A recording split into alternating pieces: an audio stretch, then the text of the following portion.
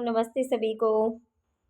आज की क्लास रहेगी हमारी विकारी शब्द पर आधारित। विकारी और अविकारी शब्द क्या होते हैं?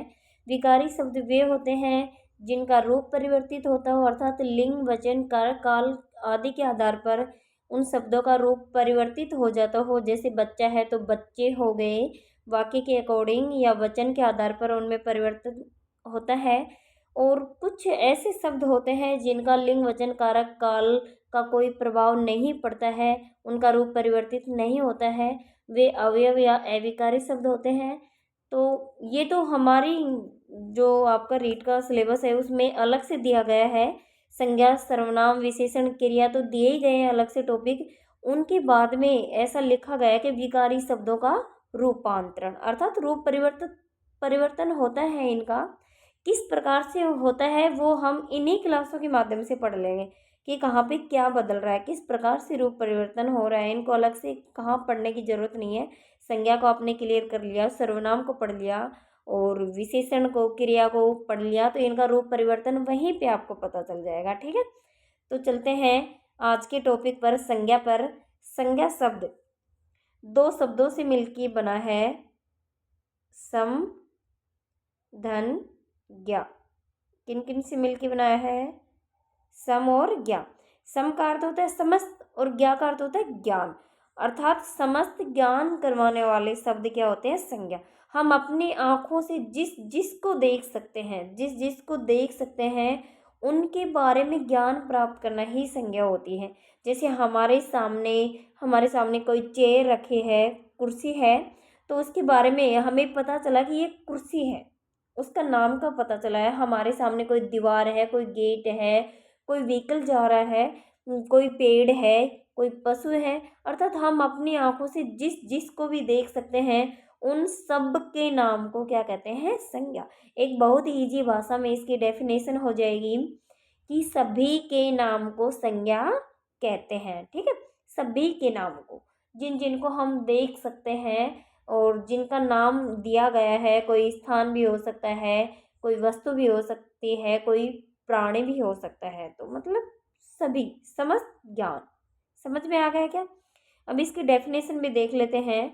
डेफिनेशन है किसी प्राणी, वस्तु, स्थान, भाव, अवस्था, गुण या दशा। अब यहाँ पे देखा गया आपको भाव। अब इसको तो हम देख नहीं सकते, केवल इसके बारे में हम महसूस कर सकते हैं। महसूस करने का भी जो भाव होता है जिससे पता चलता हो कि अच्छा है, बुरा है, इसके अंदर कौन सी अच्छाई छुपी हुई है, बुराई छुपी हुई है, कि मिठास है, खटास, वे शब्द जिनको हम महसूस कर सकते हैं वे सब भी इसमें आ जाएंगे। उन सभी के नाम को देखो यहाँ पे आ गया है, वस्तु, स्थान, भाव, अवस्था, प्राणी, गुण, दशा के नाम को संज्ञा कहते हैं। समझ में आ गया आपको? जैसे एग्जाम्पल है आलोक। आलोक किसी व्यक्ति का नाम भी हो सकता है। आलोक पुस्तक एक ग्रंथ है, कृति है।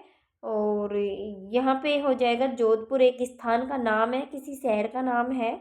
और दया, अब यहाँ पे दया आ गया। दया हमें दिखाई नहीं देती है, अब दया किसी औरत का नाम मत समझ लेना। दया का एक भाव होता है जो हम दूसरों के ऊपर अपने सेवा भाव से दिखाते हैं। ठीक है, दया। ये बचपन, ये बच्चा, जो बच्चे होते हैं तो बचपन दिखता नहीं है, बच्चा दिखता है हमें, बचपन नहीं दिखता है।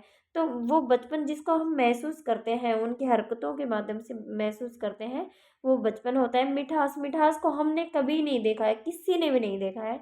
मिठाई को हमने देखा है लेकिन मिठास नहीं देखा है। मिठास को हम खाएंगे, चखेंगे, हमारी जिह्वा इसका स्वाद का पता लगाएगी तो हम इसको महसूस करेंगे। और गरीबी भी दिखाई नहीं देती है। गरीब व्यक्ति दिख जाएगा, फटे पुराने कपड़े पहन रहा है, 2 वक्त की खाने को रोटी नहीं मिल रही है, वो गरीब दिख जाएगा लेकिन गरीबी नहीं दिखेगी। गरीबी को हम महसूस कर सकते हैं, उसकी अवस्था को देखकर, उस व्यक्ति को देखकर हम पता लगा सकते हैं कि इसके जीवन में गरीबी छाई हुई है। ठीक है, तो ये सब क्या है? ये सब है संज्ञा शब्द। तो आलोक, जैसे किसी का नाम हो गया, नाम हो गया तो ये हम इनके भेदों में पढ़ेंगे। ये व्यक्तिवाचक में हो जाएगा, ये किसी पुस्तक का नाम नहीं है, ये जाति में चला जाएगा। ये किसी स्थान का नाम है, व्यक्ति में चला जाएगा। और ये सारे चारों, ये ना तो जाति है ना व्यक्ति है, ये केवल भाव, गुण, दशा, अवस्था आदि का बोध करवा रहे, ये सभी भाव में चले जाएंगे, भाववाचक में। ठीक है, वो हम इनके भेदों में आगे पढ़ लेंगे। प्रकार, संज्ञा मुख्यतः 3 प्रकार की होती है। संज्ञा के कितने भेद होते हैं? 3। अब कई बार क्या होता है कि प्रश्न बहुत बार एग्जाम में सीधा का सीधा पूछ लिया जाता है, कहीं कुछ डिटेल पढ़ने की जरूरत नहीं कि संज्ञा के कितने भेद होते हैं। ऑप्शन में दे देते हैं 2, 3, 4 और 5। अब क्या होता है कि कुछ विद्वान कई बुकों में छाप के डायरेक्ट इसके भेद 5 छाप के रखते हैं कि संज्ञा के 5 भेद होते हैं। इस संज्ञा के 5 भेद नहीं होते हैं। जो 2 भेद दिए गए हैं, जो हम आगे पढ़ेंगे, वो जातिवाचक संज्ञा के अंदर ही आते हैं। उनके एग्जाम्पल आप देख लेना, वो किस में आएंगे? जातिवाचक संज्ञा में। तो आपको सीधा सा 5 दे के 5 नहीं करना है, क्योंकि बहुत सी बुकों में सीधी संख्या 5 दी गई है। आपके आपके सामने जो बुक दिख रही है वो एकदम ऑथेंटिक है, इसमें किसी प्रकार का कोई वो नहीं है। पेपर 80% पेपर इसी बुक से बन जाना है, ये सभी को पता है। तो आप इसमें जो दिया गया है उसी पर फोकस करेंगे। 3 प्रकार बताए गए हैं, व्यक्तिवाचक, जातिवाचक और भाववाचक। अब इन एक एक को हम देख लेते हैं। व्यक्तिवाचक संज्ञा को, व्यक्ति विशेष, विशेष सॉरी व्यक्ति विशेष, वस्तु विशेष और स्थान विशेष के नाम को व्यक्तिवाचक संज्ञा कहते हैं। अर्थात सरल भाषा में देखें तो किसी भी व्यक्ति की जो पर्टिकुलर नाम होगा, किसी वस्तु का नाम दिया होगा और किसी स्थान का जो नाम दिया होगा, वे सभी किस में आ जाएंगे? व्यक्तिवाचक संज्ञा के अंतर्गत। अब देखते हैं व्यक्ति विशेष में क्या आ जाता है। जैसे अभिषेक किसी व्यक्ति का नाम है, गुंजन किसी व्यक्ति का नाम, किसी लड़की का नाम है, कविता, कामिनी, लोकेश। ठीक है, ये किन्हीं व्यक्तियों की नाम है। अब ऐसे तो है नहीं कि क्लास में छात्र पढ़ रहे हैं जिनमें अभिषेक भी है, गुंजन भी है, कविता भी है, कामिनी भी है, लोकेश भी है, लेकिन पता नहीं कौन सा छात्र है।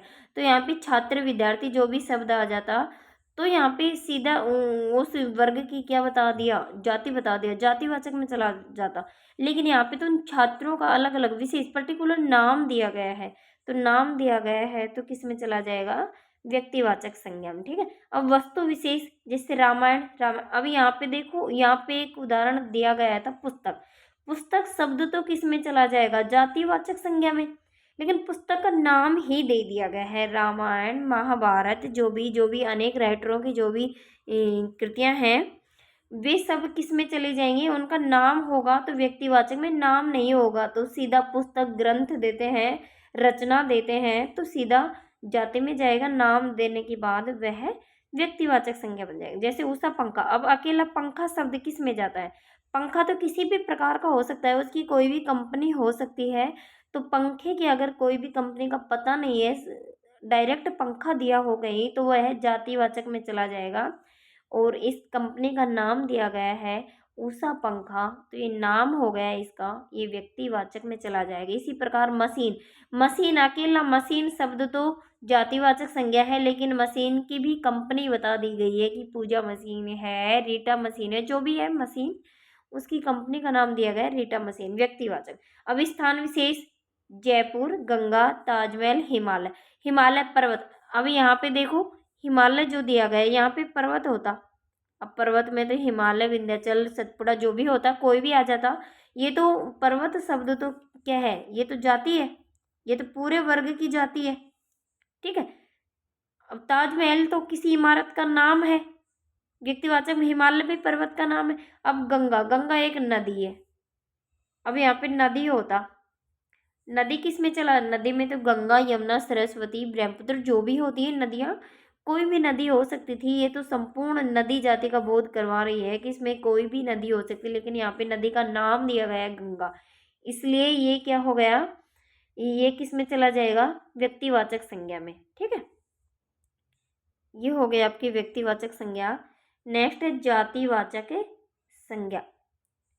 जातिवाचक संज्ञा, जिस संज्ञा से किसी प्राणी, वस्तु अथवा स्थान की जाति या पूरे वर्ग का बोध हो, उसी जातिवाचक संज्ञा कहते हैं। आपको समझ में आ ही गया होगा। मनुष्य, मनुष्य कोई भी हो सकता है, स्त्री, पुरुष, उनका कुछ ना कुछ तो नाम अवश्य होता है। तो नाम नहीं दे रखा, मनुष्य दे रखा है। ये पूरी मनुष्य जाति का बोध हो रहा है। लड़की लड़की कोई भी हो सकती है, नाम नहीं है, ये भी जाति में चला जाएगा। घोड़े की भी कोई किस्म का नाम नहीं है। मोर, सेना, सभा, सेना और सभा, ठीक है, ये हम आगे भी पढ़ लेंगे, इनमें इनके जो उपभेद आएंगे उनमें। वस्तु में पुस्तक, जैसे अभी रामायण आया था वो तो व्यक्तिवाचक में चला गया, नाम दिया है तो। ये पंखा, मशीन मैंने बता ही दिया है आपको। दूध, साबुन, चांदी, ये द्रव्यवाचक संज्ञा हो जाएंगी, जातिवाचक में ही आती है। अभी स्थान में पहाड़ अभी आया था, हिमालय, नाम दिया होगा पहाड़ का तो व्यक्तिवाचक में चला जाएगा, नाम नहीं है तो जातिवाचक में। वही नदी आ गए, वही भी भवन आ गए, भवन इमारत है, उसका नाम नहीं दिया गया, किसी भी शहर का नाम नहीं है, कौन सा गांव है और कौन सा विद्यालय है, नाम नहीं है। ये पूरे वर्ग का बोध हो रहा है यहाँ पे, तो ये सभी चीजें जातिवाचक के अंदर आ जाएंगी। अब नेक्स्ट है भाववाचक संज्ञा। किसी भाव, अवस्था, गुण अथवा दशा के नाम को भाववाचक संज्ञा कहते हैं, जिनको हम केवल महसूस कर सकते हैं, ठीक है। सुख, बचपन, सुंदरता। अब यहाँ पे आपको देखना है कि भाव, सुख, सुख को किसी ने देखा है क्या? सुख कोई व्यक्ति है, प्राणी है, स्थान कुछ नहीं है ना। इसको हम महसूस कर सकते हैं हमारी ज़िंदगी में कि बहुत सारी खुशियाँ हैं, हमें किसी भी चीज़ की कोई तकलीफ नहीं है, जीवन में कोई भी संकट परेशानी नहीं है, तो वह सुख, खुशहाल भरा जीवन सुख, उसको हम केवल फील करते हैं। बचपन, अब यहाँ पे देखो 2 प्रश्न तैयार होते हैं आपके। बच्चा, बच्चा जातिवाचक शब्द है, बच्चा जातिवाचक शब्द है, बच्चे का नाम तो है नहीं, इसमें पन प्रत्यय जोड़ दिया गया है। अभी ये आपका प्रत्यय में भी ये प्रश्न बहुत बार पूछा गया है। बचपन, बचपन में कौन सा प्रत्यय है, या बचपन में मूल शब्द प्रत्यय अलग छांटे, इस प्रकार का प्रश्न की लैंग्वेज कोई भी हो सकती है। ये प्रश्न बहुत बार रिपीट हुआ है, बचपन वाला।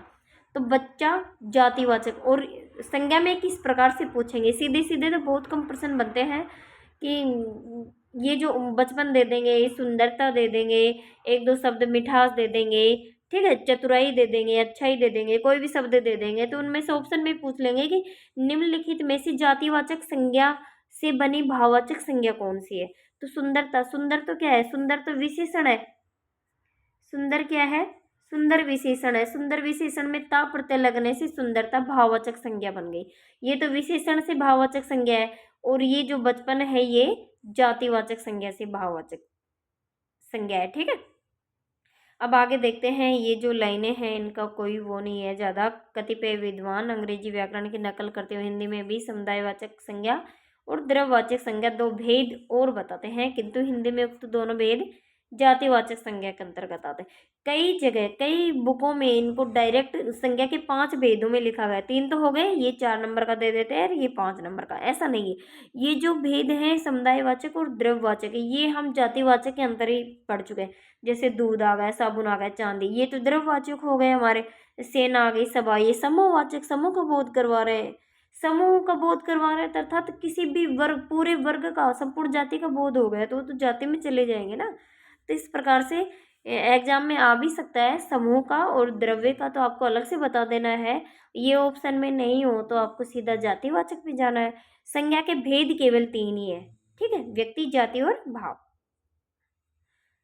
आगे देखते हैं, भाववाचक संज्ञाएं किस प्रकार से बनती है। भाववाचक संज्ञाओं का निर्माण किन किन शब्दों से होता है। एक तो जातिवाचक संज्ञा से होता है, मैंने अभी भी बताया था, ठीक है। एक सर्वनाम शब्दों से होता है, जैसे मम शब्द हो गया, मम शब्द, ठीक है, इसमें त्व प्रत्यय लगने से क्या बन जाएगा, ममत्व। इस प्रकार सर्वनाम शब्दों से भी होता है, और विशेषण से मैंने अभी बताया था, जैसे सुंदर में ता प्रत्यय लगाने से सुंदरता हो गया, सुंदर विशेषण शब्द होता है। और क्रिया शब्द जैसे हंसना, क्रिया में ई प्रत्यय लगाने से हंसी हो गया, ठीक है, हंसोड़ हो गया। तो कुछ अवयव पदों से, अवयव जैसे ऊपर नीचे हो गया तो ऊपर में ई प्रत्यय लगाने से ऊपरी हो गया, ठीक है, नीचता हो गया, ये सारे इन सब पदों से मिलकर भाववाचक संज्ञाएं बनती हैं। किस प्रकार से बनती है हम देखते हैं। जातिवाचक संज्ञा से भाववाचक संज्ञा कैसे बनती है। अब यहाँ पे इस सारणी को बहुत अच्छे से समझना है, एक टॉपिक के साथ में कई टॉपिक क्लियर हो रहे हैं। यहाँ पे प्रत्यय भी तो क्लियर हो रहा है आपको, ये सारे प्रत्यय तो लग रहे हैं, मूल शब्द भी आपको मिल रहा है, प्रत्यय भी मिल रहा है, और संज्ञा भी तैयार हो रही है, ठीक है। तो ता प्रत्यय के मेल से, जैसे मानव जातिवाचक संज्ञा है, मानव, ता प्रत्यय लगते ही मानवता बन गया, भाववाचक बन गई। मानव में ता प्रत्यय लगने से मानवता भाववाचक है। इसी प्रकार मित्रता हो गया, प्रभुता और पशुता हो गया। अगला है पशु। ठीक है, पशु भी जाति है। पशु भाई नाम तो दिया ही नहीं गया है। वैसे गाय भैंस भी नाम भी दे देते तो भी जाति में ही रहता, क्योंकि इनकी भी अलग अलग नस्लें होती हैं। उन नस्लों का जैसे राठी गाय है, थारपारकर है, इस प्रकार का नाम देंगे तो व्यक्तिवाचक में जाएगा। बाकी गाय भैंस भेड़ बकरी ये सभी नाम भी आएंगे तो भी जाति में ही रहेगा। पशु से त्व प्रत्यय लगने से पशुत्व बन गया। ये मनुष्यत्व, कवित्व और गुरुत्व है। अब आ जाता है लड़का, लड़कपन। ये प्रश्न भी बहुत बार, ये लड़कपन वाला और ये बचपन वाला या तो प्रत्यय में आ सकता है या फिर आपका संज्ञा में, किसी प्रकार से भी आ सकता है। संज्ञा या तो डायरेक्ट लड़कपन में भाववाचक संज्ञा पूछ सकते हैं, या ऐसे पूछ सकते हैं कि जातिवाचक संज्ञा से बनी भाववाचक संज्ञा कौन सी है। ठीक है, तो इस प्रकार लड़का जातिवाचक संज्ञा से पन प्रत्यय जोड़ने पर लड़कपन और बच्चा में पन प्रत्यय जोड़ने पर बचपन। अब इसी प्रकार शिशु, शिशु जातिवाचक संज्ञा। शिशु में ए प्रत्यय जोड़ने से शैशव बन गया, गुरु में ए जोड़ने से गौरव हो गया। और इनको बहुत अच्छे से आगे बता देंगे, ये प्रत्यय में आते हैं, सॉरी विलोम शब्दों में भी बहुत काम आते हैं ये प्रत्यय। जैसे गुरु में ए प्रत्यय लगने से गौरव बन गया, तो लघु में ए प्रत्यय लगने से लाघव हो जाता है। तो गुरु का लघु विलोम होता है और ए प्रत्यय दोनों लगा देंगे तो गौरव का लाघव। वैसे गौरव का लाघव किसी को याद भी नहीं होता है, और इन प्रत्यय और मूल शब्द छांटने पर बहुत जल्दी याद हो जाता है। तो गुरु में ए प्रत्यय गौरव हो गया, विभु में ए प्रत्यय वैभव हो गया। इसी प्रकार भक्त में ई प्रत्यय से भक्ति हो गया, नौकर में ई प्रत्यय से नौकरी, और चोर में ई प्रत्यय से चोरी हो गया। आपा बूढ़ा, बुढ़ापा। अभी आपका फर्स्ट ग्रेड में ये वाला प्रश्न आया था, लेकिन ऑप्शन गलत दिया गया था, दो ऑप्शन उसमें गलत थे। बुढ़ापा में पा प्रत्यय बताया गया था, बल्कि बुढ़ापा में तो बुढ़ा आपा प्रत्यय होता है, आपा। ठीक है, और बहन में बहन आपा। ये हो गई जातिवाचक संज्ञा से भाववाचक संज्ञा। नेक्स्ट देखते हैं हम सर्वनाम से भाववाचक संज्ञा। सर्वनाम से भाववाचक संज्ञा का निर्माण। त्वय प्रत्यय, अपना, अपना सर्वनाम है, इसमें त्वय प्रत्यय लगाने से अपनत्व हो जाता है। निज सर्वनाम में निजत्व हो जाता है, और स्व सर्वनाम में स्वत्व हो जाता है। मम भी सर्वनाम है, ममत्व हो जाएगा। मैंने अभी बताया था आपको। पन, अपना में पन जोड़ने से अपनापन, पराय में पन जोड़ने से परायपन। अहम, अहम में कार जोड़ने पर अहमकार, और सर्व में स्व जोड़ने पर सर्वस्व। ये हो गया आपकी सर्वनाम से भाववाचक संज्ञा। अब आगे देखते हैं विशेषण से भाववाचक संज्ञा का निर्माण कैसे होता है। आई, आई प्रत्यय जोड़ने से साफ, साफ क्या है, विशेषण है। वह तो बहुत साफ है, वह गंदा है। ठीक है, तो साफ विशेषण है, और इसमें आई प्रत्यय जोड़ने से क्या बन गया, सफाई। इसी प्रकार अच्छा, इसमें आई प्रत्यय जोड़ने से अच्छा ही बन जाता है, भाववाचक संज्ञा। और बुरा विशेषण में आई प्रत्यय जोड़ने से भाववाचक बुराई हो जाएगी।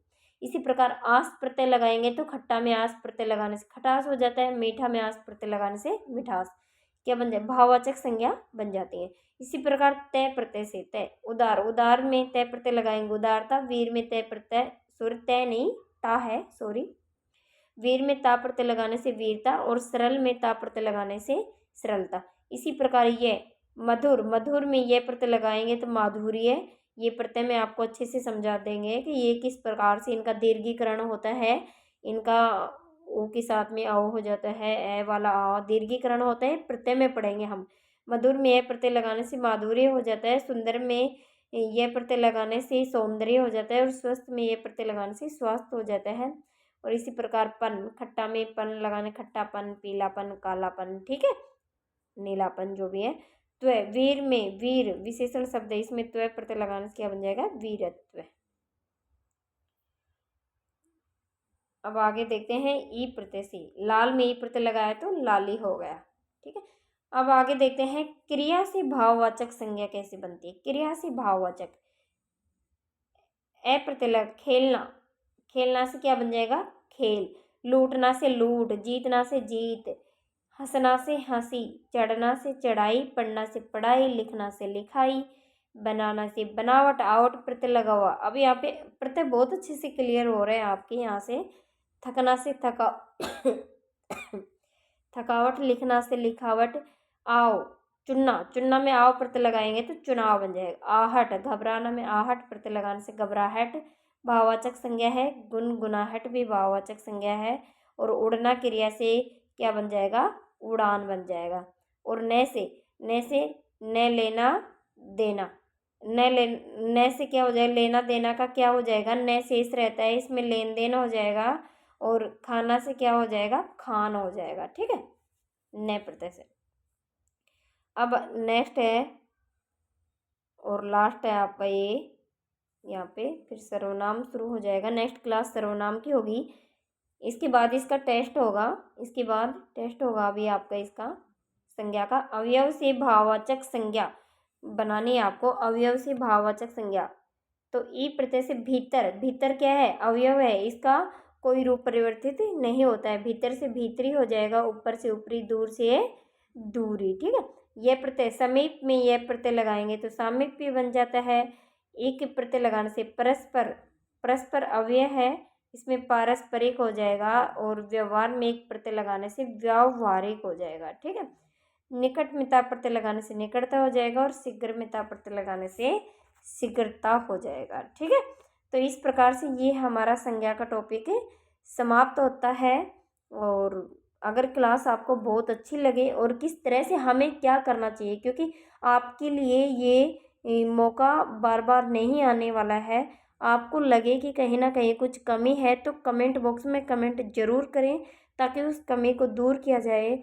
और चैनल को सब्सक्राइब करें, लाइक करें और शेयर करें वीडियो को। धन्यवाद।